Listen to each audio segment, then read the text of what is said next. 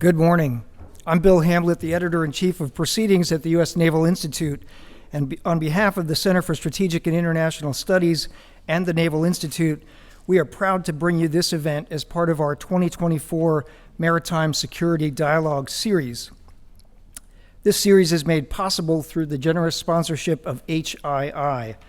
The topic of today's dialogue is America's Warfighting Navy, and our guest is Chief of Naval Operations, Admiral Lisa Franchetti. A native of Pittsford, New York, Admiral Franchetti is a graduate of the Medill School of Journalism and was commissioned through the Northwestern NROTC program in 1985.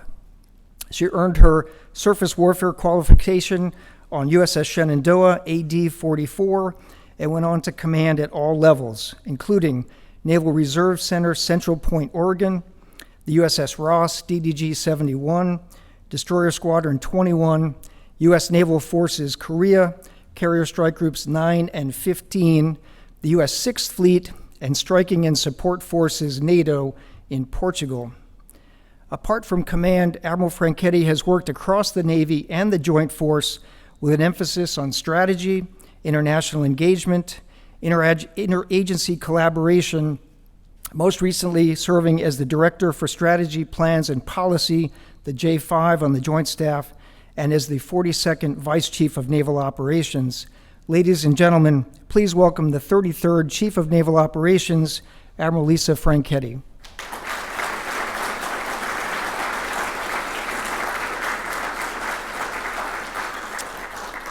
I now turn it over to Dr. Seth Jones, who will engage the CNO in a moderated discussion that will include audience Q&A. Dr. Jones is the Senior Vice President, Harold Brown Chair, Director of the International Security Program, and Director of the Warfare, Irregular Threats, and Terrorism Program here at CSIS. Over to you, Seth. Thank you very much, Bill, and also wanted to thank the U.S. Naval Institute and HII for what has been a great partnership. And Admiral, thank you very much for coming over here to discuss, among other issues. I'm going to hold this up. I think you've got a copy as well, the NAV Plan, which has just been released. So welcome. Thank you. Thank you very much. And really, thanks to CSIS for putting on really this entire series of conversations on the maritime and all of the things that we get to do for our nation every day. Yeah, and for those just who aren't fully aware, we have a couple of other discussions coming up. We've got Senator Kelly and Mike Waltz to talk about the perspective on the maritime domain from a congressional standpoint, and then we've got your vice coming over a little bit later in the fall also to follow up. Let me just first start off with the NAV Plan itself, which you've just released. Can you talk a little bit about the motivation for why you put it together and looking forward where you intend to steer the Navy based on that? Sure. Well, as you mentioned, I put the Navigation Plan 2024 out yesterday. That's the Navigation Plan for America's Warfighting Navy. And I really put this out to provide strategic guidance to the Navy and the fleets on where I think we need to go as a Navy. It really sets us on a path to improve our readiness for a potential conflict with the PRC by 2027, while also focusing on our enduring naval warfighting advantage. And I know we're going to talk a lot about the NAV Plan today, but let me just talk a little bit about the why behind why I thought I needed to do this. And when I came into the position, I put out a document called America's Warfighting Navy. And that was really to center the Navy on my priorities of warfighting, warfighters, and the foundation that supports them. It also talked about who we are, what we do, and where we're going. And I knew I was going to need to do more homework on the where we are going piece. So that's really what I spent really my first year doing, essentially, like we like to say in the Navy or any maritime industry, where you got to take a fix. You need to know where you are so you can figure out where you're going. So I really spent the last year getting around to the fleets, talking with our fleet commanders, our numbered fleet commanders, our type commanders, meeting with industry, meeting with our sailors, meeting with our allies and partners to really get a good sense, meeting with members of Congress, as you mentioned, a couple are coming, to get a sense of where we are in the Navy and, again, where we need to go. And so from that is where I developed the navigation plan. It looks at a couple of things. From the big why perspective, you can look at the changing geopolitical environment. China is clearly the pacing challenge. They are on, as you mentioned in one of your stories, a wartime footing. But when you think about all the capabilities, the capacity, the things that China is doing, you look at its actions all around the world with dual-use technologies, with the Belt and Road Initiative, with the lack of transparency about all the things they're doing. We know that they are a multi-domain challenge, not just for our military, but economically and in a lot of other competitive areas. You also look at the changing character of war. Certainly the use of new technology, you can see that in Armenia, Azerbaijan, you can see that in Ukraine and Russia, you can see that in the Red Sea. So we know that we need to be able to adopt robotic, autonomous, cheaper technologies to help us complement and extend the reach and lethality of our conventionally manned fleet. Then the other why is that, as we've seen, we have some challenges here domestically that we really need to get after, and we're working hard to get after from an industrial base perspective, from a weapons industrial base perspective, from recruiting to infrastructure challenges that we have.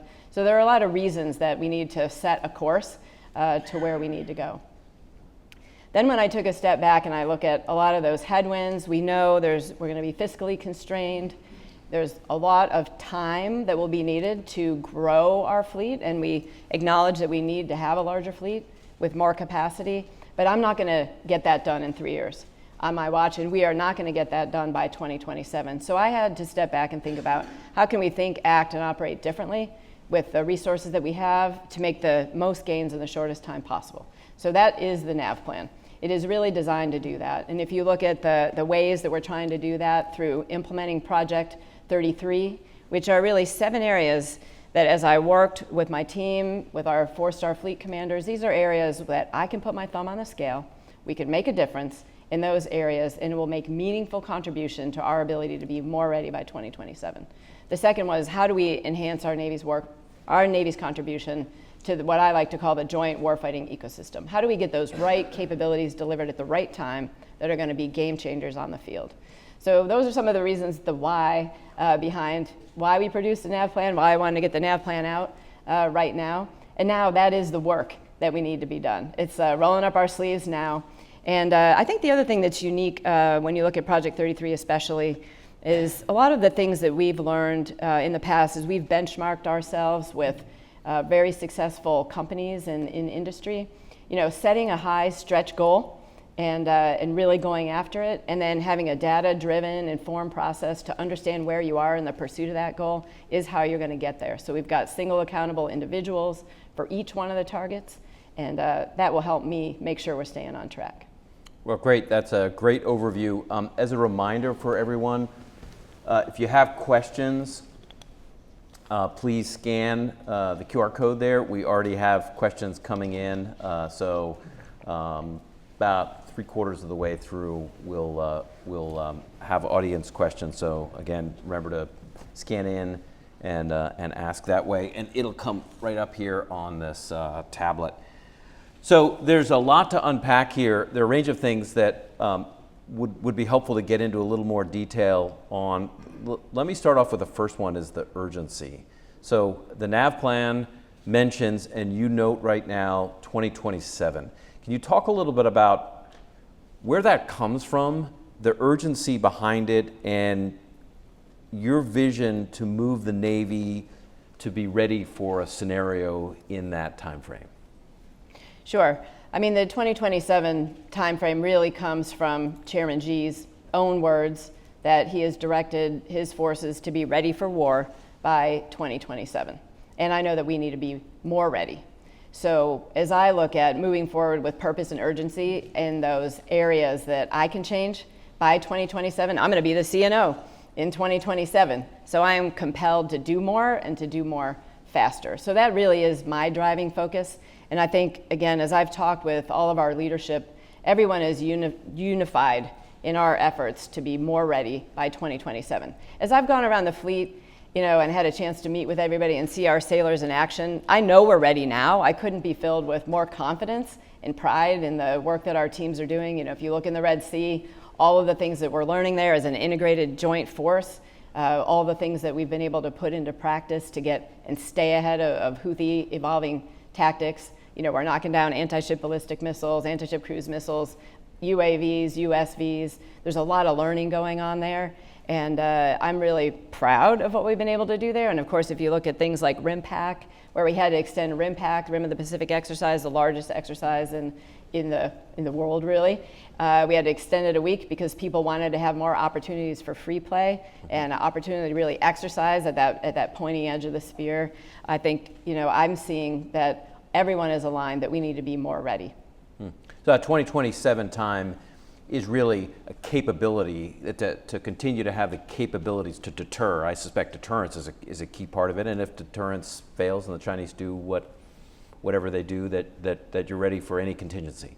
Yes, our number one job all the time is deterrence. I mean, no one wants a war. War is not good for anyone. And our number one job is to deter. And we do that by having a combat credible force that's ready whenever it's called. So one component of the NAV plan, I'm going to quote it here, is that the PRC's defense industrial base is on a wartime footing, end quote, and it, quote, has the world's largest shipbuilding capacity. So can you talk a little bit about what you mean and what the NAV plan means by China is on a wartime footing, and a little bit of the way you see the Chinese, including its maritime capabilities, some strengths, some weaknesses?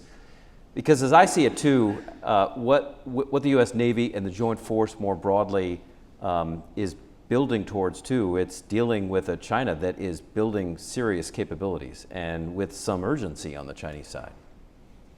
Yes, if you step back and you think in the way back machine to when we did the pivot to the Pacific and we really started trying to focus on China, what I'm trying to do here again is highlight all of the things that China has done and is doing, as you said, in the civil mill fusion to be able to develop and build this force that they can see as a global power. And again, it is sometimes hard for people to see that because maybe they don't focus on it every day. So again, I'm trying to shine a spotlight on that to make sure and create this awareness that this is what China is doing and that we need to be one step ahead of them and always being more ready to get after that. Again, as you mentioned, and it's China's competing in a lot of different ways. I'll leave it to the China watchers to talk about their strengths and weaknesses in their defense industrial base. But really, they are in a lot of spaces. It's a multi-domain challenge. You see them using dual-use facilities like ports through that Belt and Road Initiative. You see them in academic institutions. You see them with dual-use military forces like their maritime militia. So again, they are doing a lot of things that people may not always be aware of, but make no mistake, they are really getting to really build that force that is going to be able to do the things that President Xi, Chairman Xi, wants them to be able to do by 2027.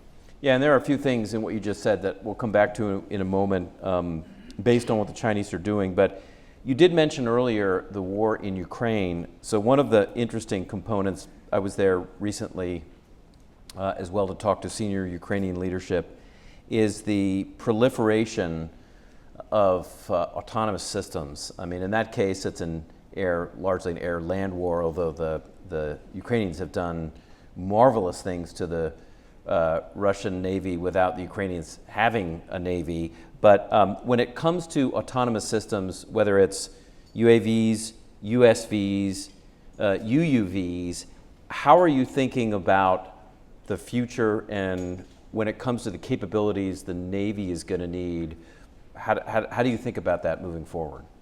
I think there are many examples from Ukraine, really the innovation on the battlefield. And one of the things I try to inspire in our people is, hey, how do we innovate before the battle? And those are things that we need to think pretty hard about. I think the things I would say that we've really learned from Ukraine is the value of sea denial. And as you look at one of the evolutionary things from, I had America's Warfighting Navy, I built the NAV Plan on the many successes of NAV Plan 2022 that Admiral Gilday put in place. And he had a large number of, again, specific areas that we were going to focus on and move forward as a Navy. And they are moving also with purpose and urgency, and then I took my 7 and moved on. But we added 1 to that based on what we're seeing in Ukraine, which is the importance of having sea denial capability, because that's really what you're talking about there. But one of the targets I have in my Project 33 is really to be able to operationalize and integrate robotic and autonomous systems in the Navy in all of the domains that you mentioned. I think that is one of the ones, they're all 7 are equally important, but that one has the most promise and the most opportunity. If you look at all the work that we've been doing over the last couple of years in Task Force 59, with cooperating with partners over there for large-scale maritime domain awareness, also injecting some lethal capability in there, being an entirely unmanned platforms to be able to get some lethality in there, as well as maritime domain awareness. Then you go down to 4th Fleet in South America, where they actually have some unmanned surface vehicles that are on patrol, actually reporting back and monitoring different types of activity there. Then you look in the 3rd to 7th Fleet in the Indo-Pacific, how we're able to navigate unmanned surface vessels all the way from San Diego to Guam to Australia and back. A lot of learning is going on in that space. So my goal is to really now, how do we take everything that we're learning through experimentation and exercises and really operationalize that into our standard formations, put them into our certification exercises, get our people used to operating alongside unmanned or autonomous platforms. And then as a CNO, whose job it is to man, train, equip for our Title 10 mission, I know that I need to provide the infrastructure, I need to provide the people, I need to provide the training to be able to man, train, equip, and sustain those systems so they don't become orphans that nobody owns. That ownership, stewardship is important. So earlier this year, I also created a robotics rating. We know that we're going to need to have people that are able to be skilled in this area. We've got a pilot program going on right now up at Carnegie Mellon, sort of learn from the best of what our universities are doing now to develop our own training program and having that skill set going forward. So I think we're learning a lot there from Ukraine that's really spurred a lot of really urgent work to get that more integrated into our operational forces. Yeah, I think there's some interesting lessons coming from Ukraine, also from the Bab el-Mandeb Strait, the Red Sea, where Operation Prosperity Guardian is occurring right now. And interesting with the recent attacks, I'm going to call them attacks in Lebanon right now against Hezbollah, both with the pagers, but now also the walkie-talkies. Serious concern about escalation along the Israeli-Lebanese border. So the region is tense. I'm curious, when you look at where the Navy has come over the last several months, what's the Navy learning from operations right now in the Gulf of Aden and the Red Sea? And along those lines, what more needs to be done? I mean, we continue to see these attacks, cruise missiles, drones, and other standoff weapons from the Houthis and others. So what are the lessons you're learning, and what more needs to be done to deal with this threat? We are learning a lot of lessons from the Red Sea. And you mentioned first Operation Prosperity Guardian. And sometimes we overlook and we forget to talk about that when we talk about all the different kinetic activity that's going on there. And I think that is just one really important thing to remember, that the United States, allies and partners, like-minded nations, standing up for the rules-based international order is really important. And collectively, we can do that. And that is the one thing that I think is always really important for us to remember, is that we have allies and partners, we have great joint and integrated capabilities that are also on display there, and our adversaries simply don't have that. On the more kinetic side of the house, a lot of the things that we're learning, like, first of all, it's important that all of our weapon systems, all these investments that we've been making over the last 10 years in excellent weapon systems, investing in excellent training, and really ramping up that training over the last couple of years to really increase that warfighting capability, the warfighting capacity, and making sure that our people know how to use their systems and they trust their systems are going to work. I mean, that's what you see right away. When the Carney comes through the Suez Canal on day one, UAVs inbound, shoots them all down. And it's true that all of our conventional capabilities are working. against these unmanned, cheaper capabilities. And I think it's important. That conventional force makes a difference every single day, and when you put it up against the unmanned technology, it is winning. I think the other piece is we're learning a lot about the importance of, again, innovating and iterating and understanding what the adversary is doing. So if you take a step back and you look about all we're learning, we are able now to take the data from engagements that are occurring out there, from our ships, from our aircraft. We're able to get that data back immediately, back to our warfighting centers, where they develop tactics, techniques, and procedures. We get that to our warfare centers, where our engineers are, where they work with industry partners. They can look at these engagements, and then they can quickly iterate and come up with new tactics, techniques, procedures, even sometimes new additions to some of our softwares to be able to make a modification, again, to stay ahead of the adversary. I'll just give a small example of a FC2 that I got to promote to FC1 when I was out on one of our ships, visiting them, welcoming them home from their deployment over there. And he was a fire controlman who operated on our gun weapon system. He saw a different way that you could use the gun to be more effective against some of these threats. He provided that up. All of the engineers vetted it, and it was correct. We were able to put that tactic out to everyone, and then we promoted him for that. So again, it's inspiring our sailors to unleash their innovative spirit to be able to get after some of the challenges that they see. So a lot to be learned in the Red Sea, and it's directly applicable to any other theater that we are going to operate in. Yeah, including the Indo-Pacific. Definitely. Yeah, where many of these issues I think would be big and probably at significantly more higher levels. Oh, can I get my thing back? You can. 1 second. Yes. I was also going to. I think the other thing though is that very clearly we need to continue to develop counter UAS capability. Yeah. Whether it's counter UAS ashore, whether it's counter UAS afloat. And there is a lot of work going on in that space right now. The Secretary of Defense has made this one of his very highest priorities, and you're seeing amazing levels of cooperation and coordination between the services, between industry, and between a lot of different experiments, so we can get those type of capabilities out to our forces as quickly as possible, and get them in there so we can test them out, use them, and again, we know that one of the things from the Red Sea is, you need to have these capabilities and you need to be able to defend against them. How do you think about the trade-offs? I'm going to oversimplify, but the trade-offs, how are you thinking about the cost of the systems used to counter incoming UASs? I mean, I think when you're talking about missiles, including ballistic or cruise missiles, slightly more expensive systems, but for some relatively cheap incoming UAVs, how are you thinking about the trade-off and what you're using to counter them, and whether we've got to get some of the costs down slightly in the system? Well, you can never put a price tag on one of our sailors or the 300 sailors on a DDG, and I've 100% endorse and support all of our commanding officers in defending their ships, saving lives, defending merchant mariners. I mean, that's what we tasked them to do, and that's what they're doing. But as you said, we need to get on the right side of the cost curve on that, and I think some of these emerging technologies that we'll be able to employ are going to be a good sort of a fabric that we'll be able to use, whether it's kinetic effects, non-kinetic effects, and how do we weave those together in a layered defense. That's what we really need to be getting after. Yeah. One issue along these lines that, and you mentioned it earlier.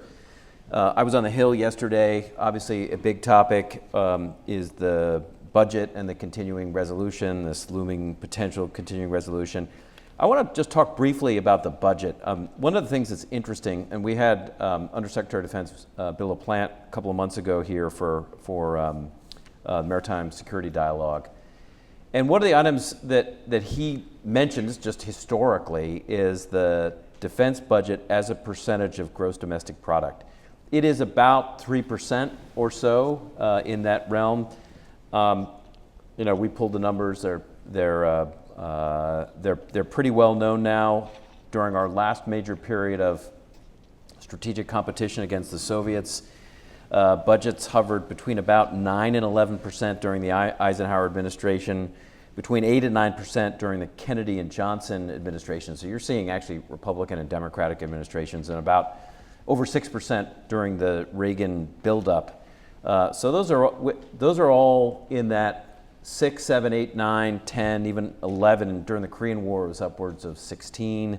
We're not quite at that level of engagement in a war right now, although we are involved in supporting Ukraine and certainly supporting Israel and dealing with commercial ships.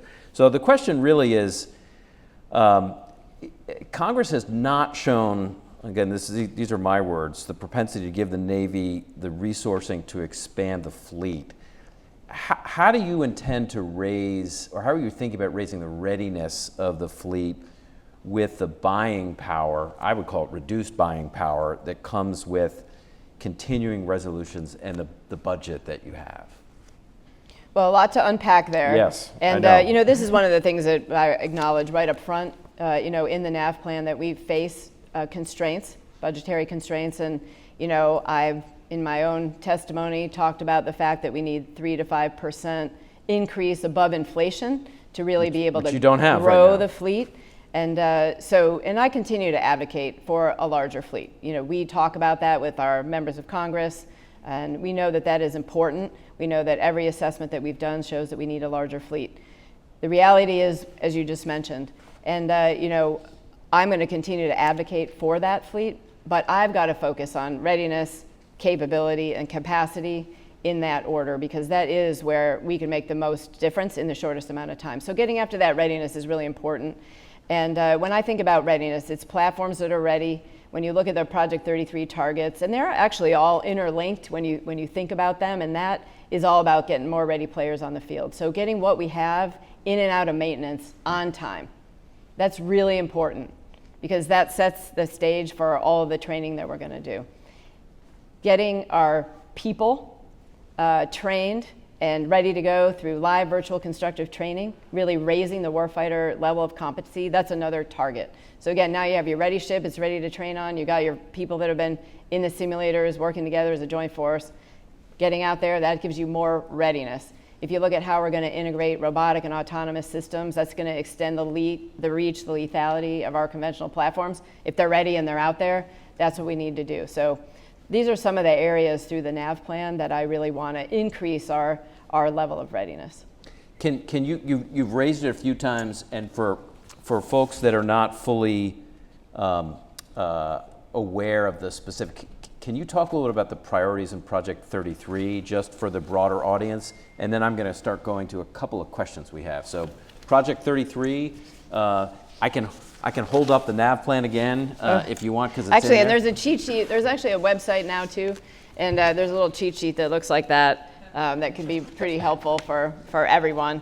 As it's a new document, and so as people are trying to navigate their way through it, I hope it can be helpful. No pun intended. Navigate. Oh, through navigate your that. way. Yeah. Yes, navigate your way through the NAV plan. So Project 33.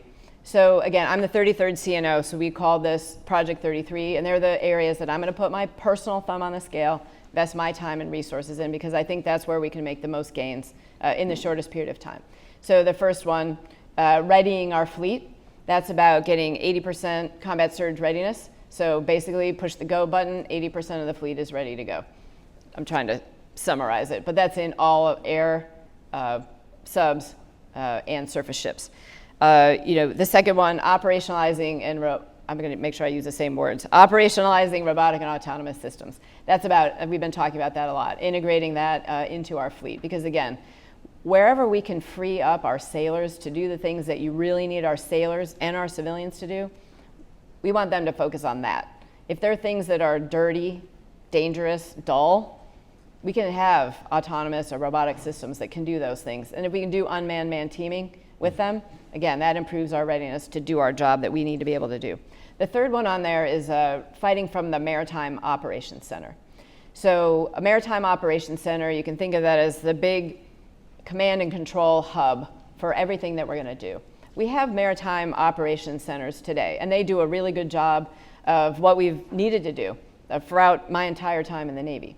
But if you think about a future fight, you think about a maritime operations center that is going to need to synchronize joint effects in time and space. And I could just give a quick example of that. So if you have a DDG, it's driving around somewhere in an ocean, and it needs to do a long-range Tomahawk strike on a target.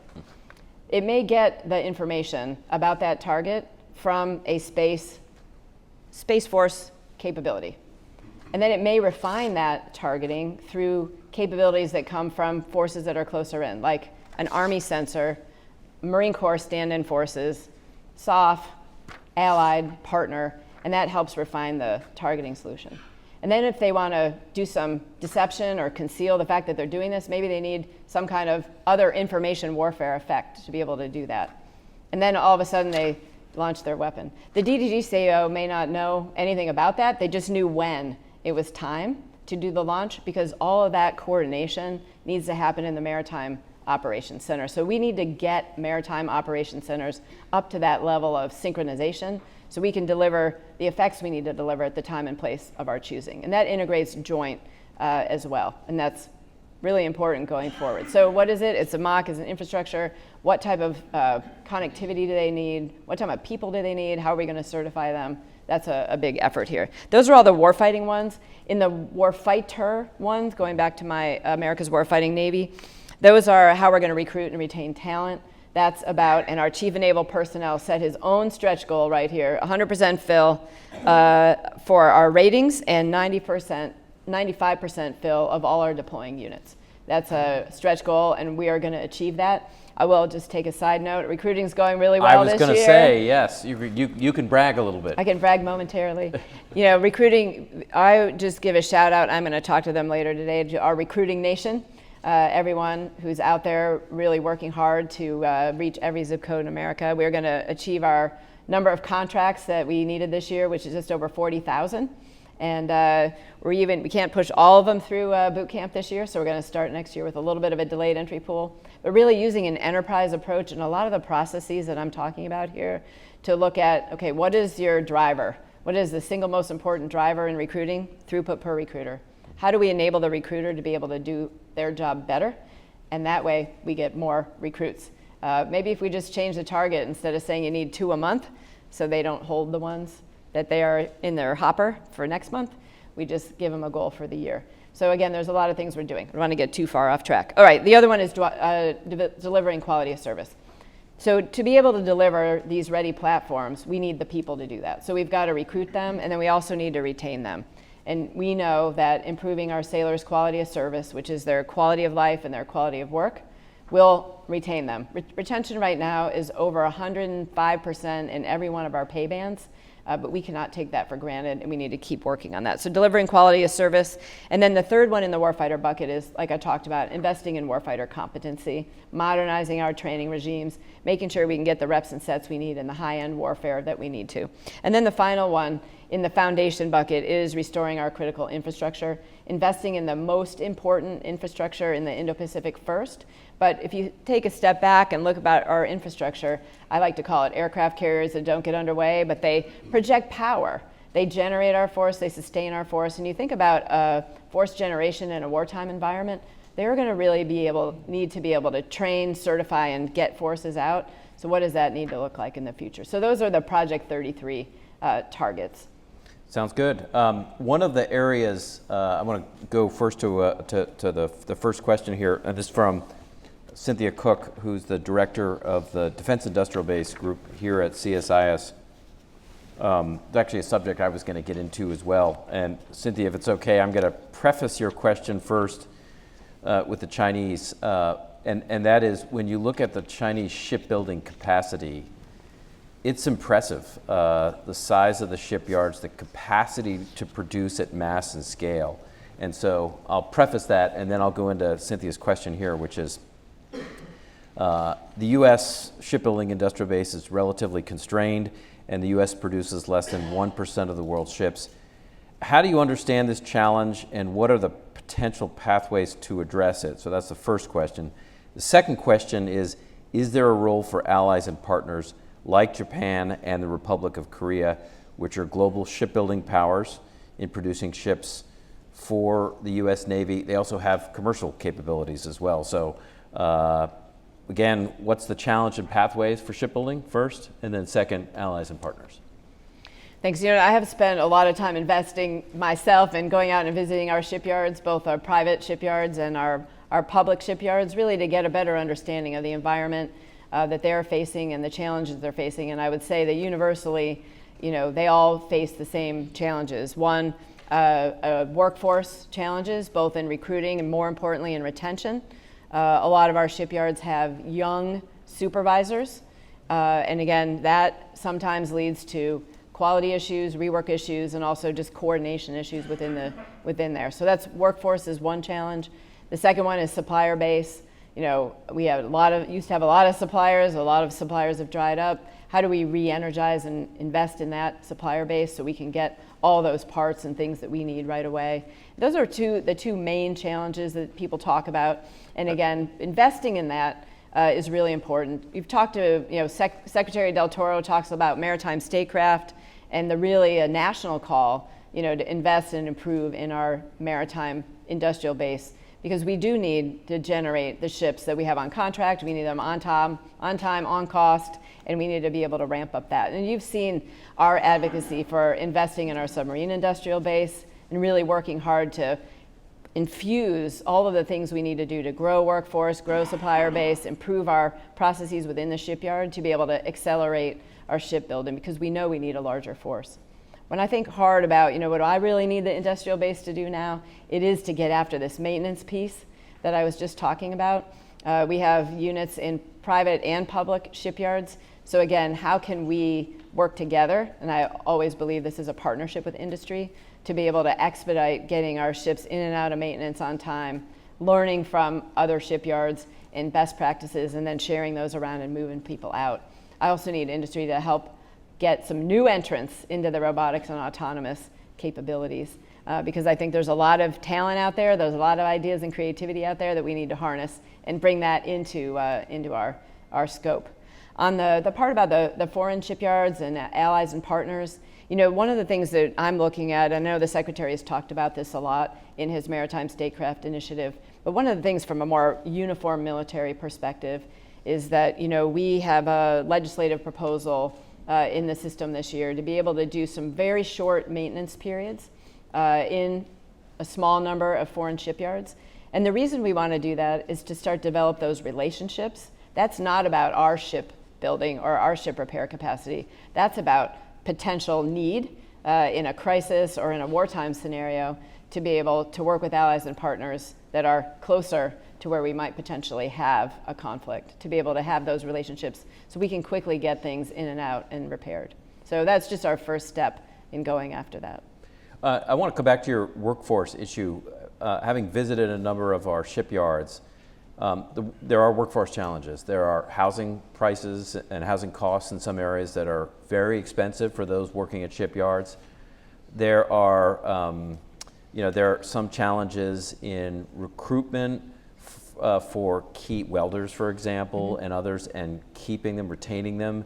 So what role do you see the Navy has, and how do you think about trying to solve or at least conduct more effective solutions on the workforce issue? Because it clearly is a challenge. I think most of the shipyards will acknowledge that pretty straightforward. Definitely. Well, I think there's a lot of partnership going on here.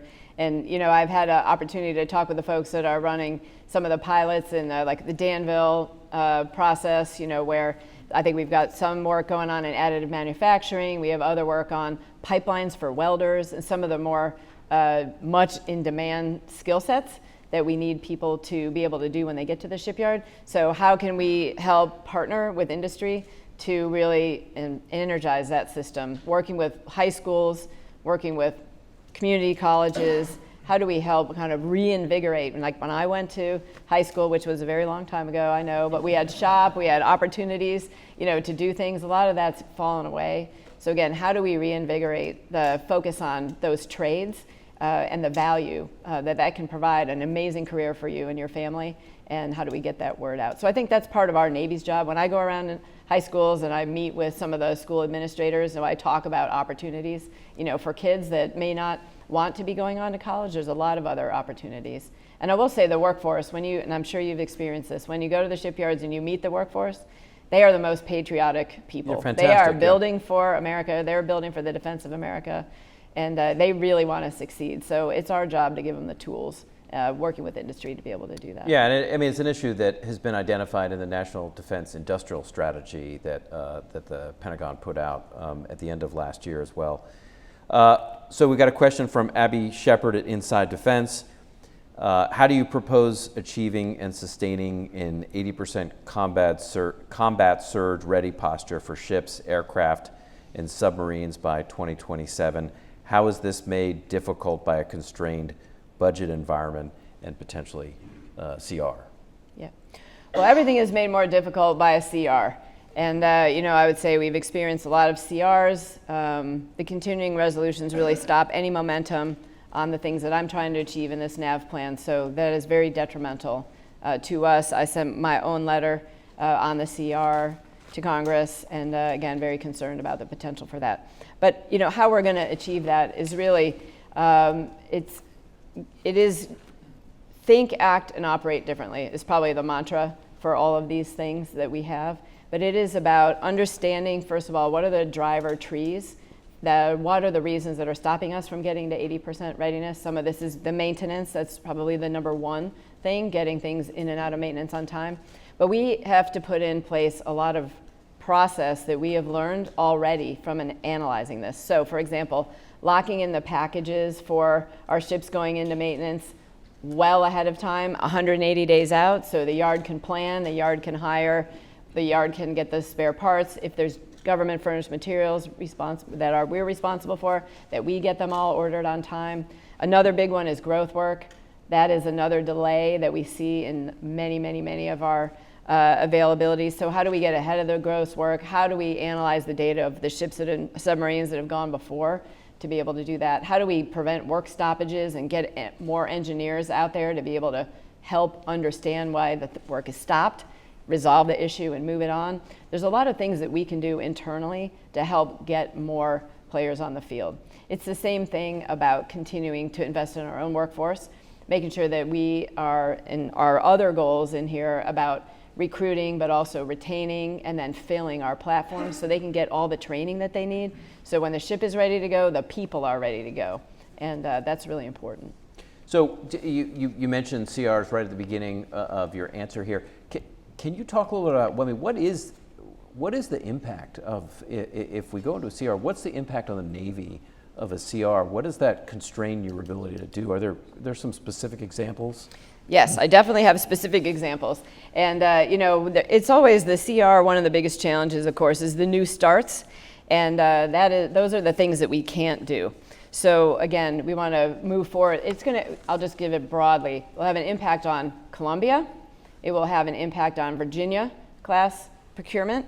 It'll have an impact on Harry S. Truman's RCOH that's coming up. It has the potential to have an impact on our families. And I think that is the one that I always take the most seriously because it can impact PCS moves. It can impact our new starts on construction of child development centers. It can impact these new bonuses that we were trying to implement. It basically ties your hands and it holds you where you are and you can't move forward on any of the initiatives that you wanted to put in place. So those are some of the bigger ones. There's work being done at our Trident refit facility down in Kings Bay, Georgia that would not be able to start. We're trying to design a new system for CPS weapons testing that would not be able to start. So those are just a couple, that come right to the top of mind. But again, the CR is not a good thing. No. and we continue to live with CRs. Yes, it's been a recurring theme. So for those congressional members and staffers listening here or listening, please take all of this quite seriously because we're hearing this from across the services as well, not just the Navy. I want to go to a question from Stiles Hurt, who is one of our former Navy fellows here at CSIS. And this goes back to Project 33. He says, Project 33 states a goal to operationalize robotic and autonomous systems. We talked a little bit about that. What are your fleets doing well, and how would you course correct them to meet the future of war at sea? Well, I think the fleets are doing a great job, and a lot of this initiative is really coming out of the fleets, starting first in Task Force 59, then scaling over into 4th Fleet, and now 7th Fleet. And I think the really good things that they're doing is that they're sharing what they're learning. And so we're not learning in 3 different silos of education and learning. We're actually having an enterprise approach to that. we stood up an unmanned task force to really look at what are some of the technologies that are ready and how can we test them out, how can we work under the Replicator initiative to get some energy and funds infused in some of the programs that we want to do. So those are all the things that I think we're doing well. The things that I think the fleets are doing great. Where the challenge is really at my end, which is how are we setting up the infrastructure to be able to support and train to integrating these robotic and autonomous systems. So that's what I need to do. Making our type commander the owner of these individual systems. So our surface type commander has the USVs, the submarine type commander has the UUVs. So we prepare for the man, train, equip, operate.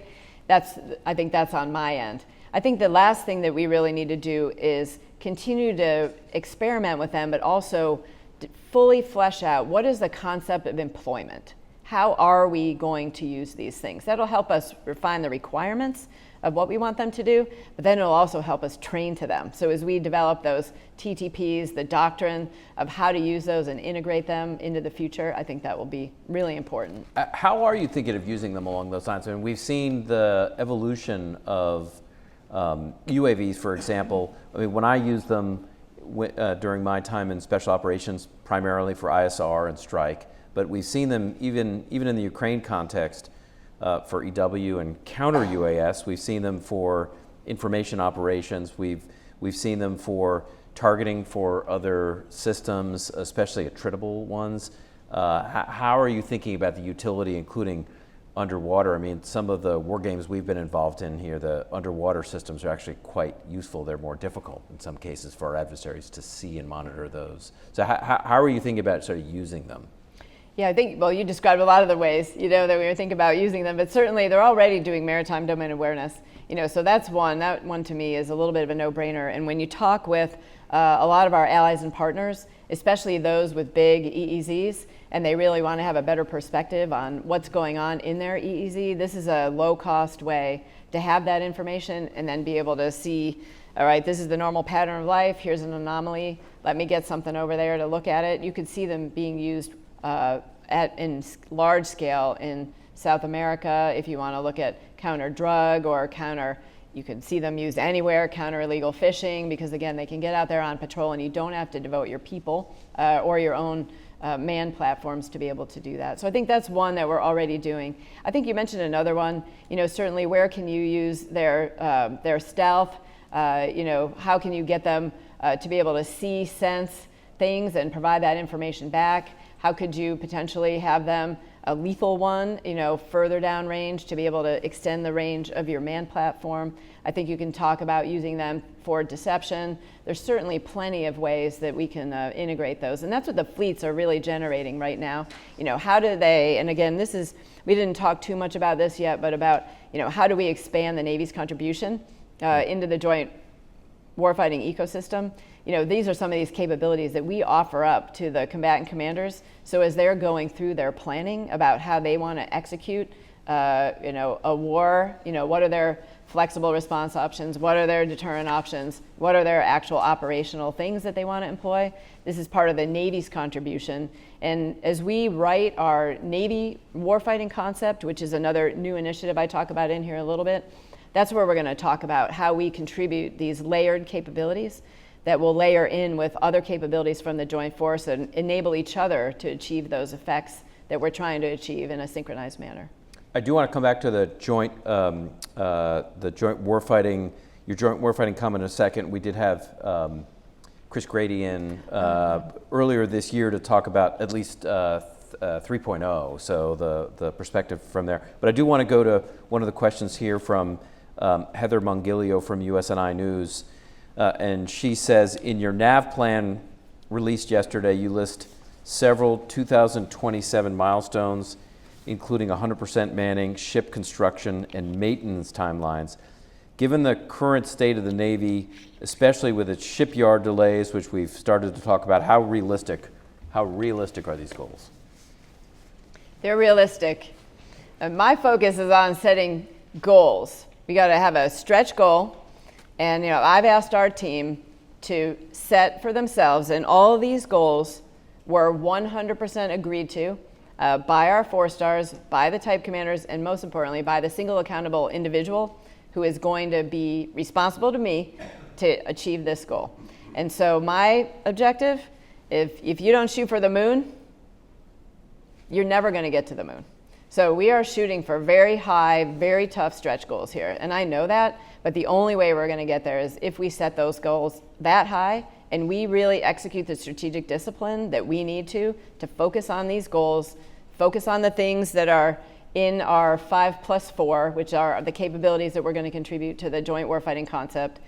That is what we need to do. And if we stay focused on that, we are going to get there. I have no doubt in my mind that we are going to get there. And where we're getting off track, I'm going to know about it. And because we're using data to know, because each one of these has a metric associated with it. So I'll know, are we on plan, off plan, above plan? And what do I need to do to get back on plan if we're not there? So we're almost at the end of our time. I did want to come back to joint warfighting, and actually it's about interoperability in two respects. One is if you could talk a little bit about interoperability as you're thinking across the joint force, but second, allies and partners as well. So question here is, the Constellation class frigate program went from 85% commonality with the Italian FREM to less than 15% commonality now, which injects more cost and further delays. How did we get here, and what are we doing about it? So there's the joint warfighting concept and integration of the joint force, and then there's operability with allies on the Constellation class frigate. Sure.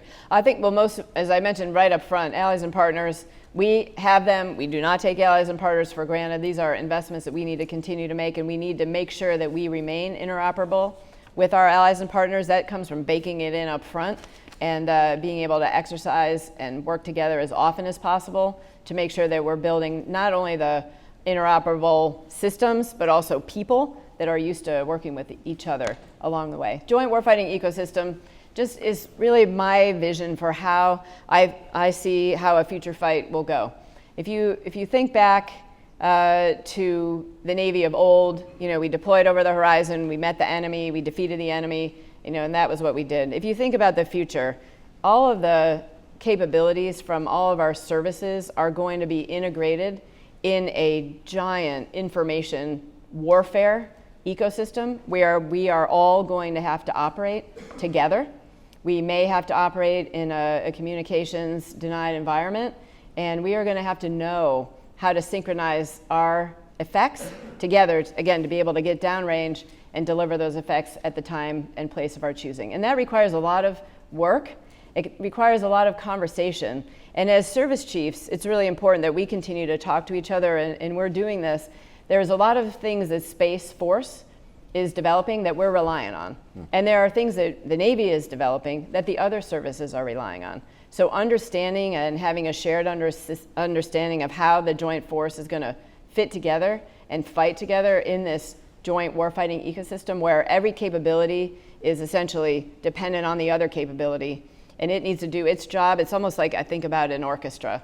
The flute needs to play when the flute needs to play, the tuba, all the other things need to play at the right time, and that's how you create that effect. And that includes not just a joint force, but it includes our allies and partners, and we've got to be able to integrate them into the process. On the frigate, there's a lot of history on the frigate.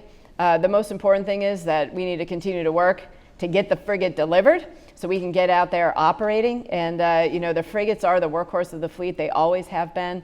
And our frigate will be completely interoperable with the frigates of every other nation that builds a frigate. And I just want to get them out there and operating. Great. Well, we have time for one last very quick question on AUKUS. Bill Whitsitt, USS Montana Committee.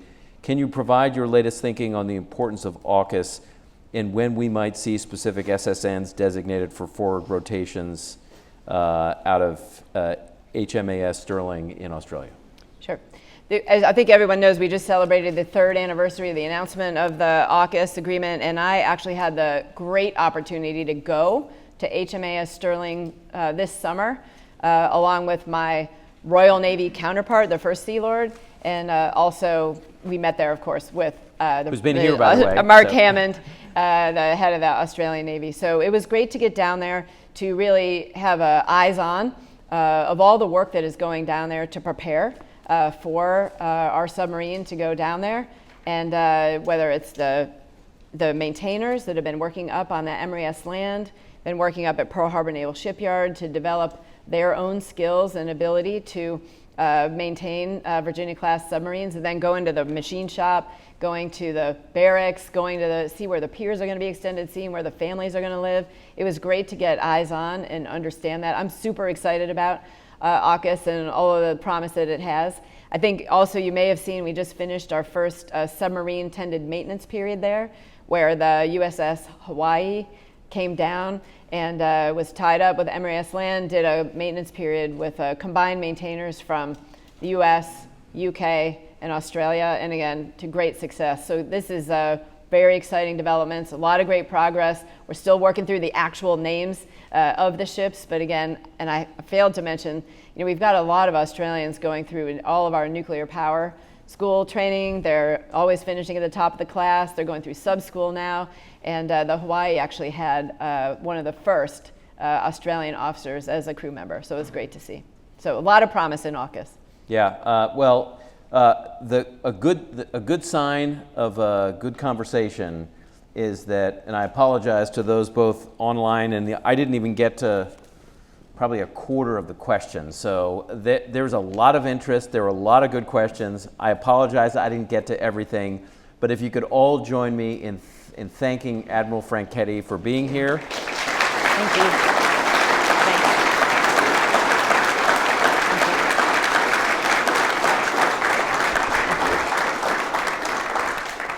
Thank you very much. We appreciate your time. We know you don't have a lot of it, but we're really happy to talk through various aspects of the navigation plan and where you see the Navy headed. Great. Thank you. And I look forward to coming back. Thank you very much. All right. Thank you. All right. Thanks.